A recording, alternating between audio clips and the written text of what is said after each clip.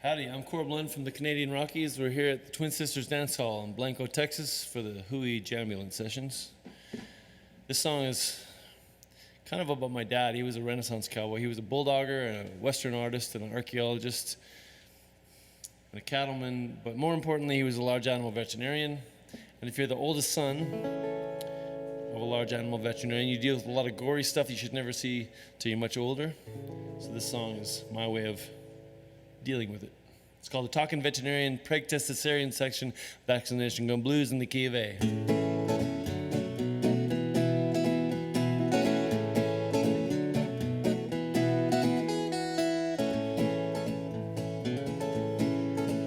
Well, my dad is a vet, and if I was one too, the one thing he always taught me to do was get paid. Cash money. See, jamming eggs is a mighty kind thank you, but not for the bookkeeper, not for the banker. The margin's thin on treating large animals unless it's a purebred or more understandable a racehorse of some kind. You see, son, city folks pay a high dollar to make sure Fido ain't hot under the collar. That's where the money is. Boutique animal hospitals, in shopping malls with Cocker Spaniels and Pomeranians. Hang your shingle.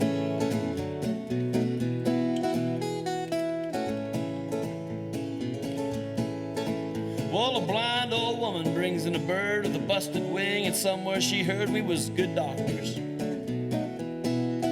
That night it died in a cage under our care of unknown cause, but we'll make it square, these things happen. Only one cure though, quick trip to the pet store.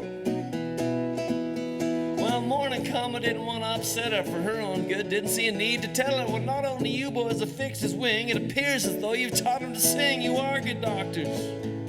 He ain't never sung before, and I've had him for years.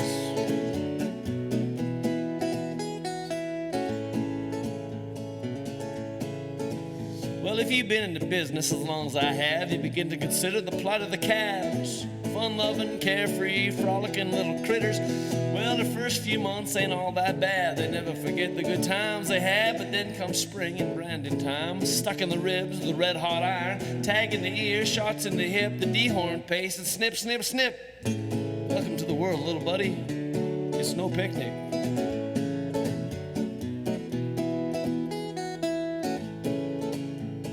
The last verse is absolutely true, gospel truth. Happened to die the first year out of vet school.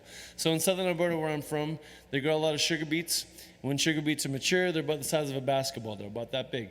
They go in there in the fall, they cut the tops off them, they dig them up, they put them in the truck, they take them to town for processing into sugar at the sugar beet processing plant. Then they turn the cattle into the pasture because the tops make good winter feed for the cows. But mixed in with the tops, unfortunately, are baseball-sized, fist-sized, immature sugar beets, the size of your fist.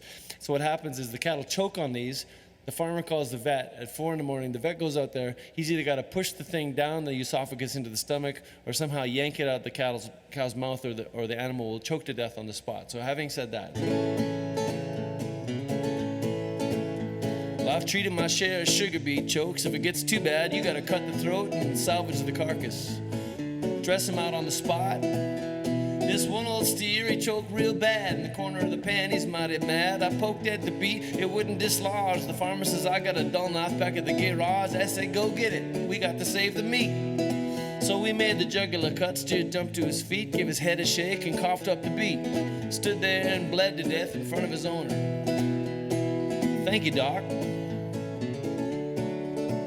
What do I owe you?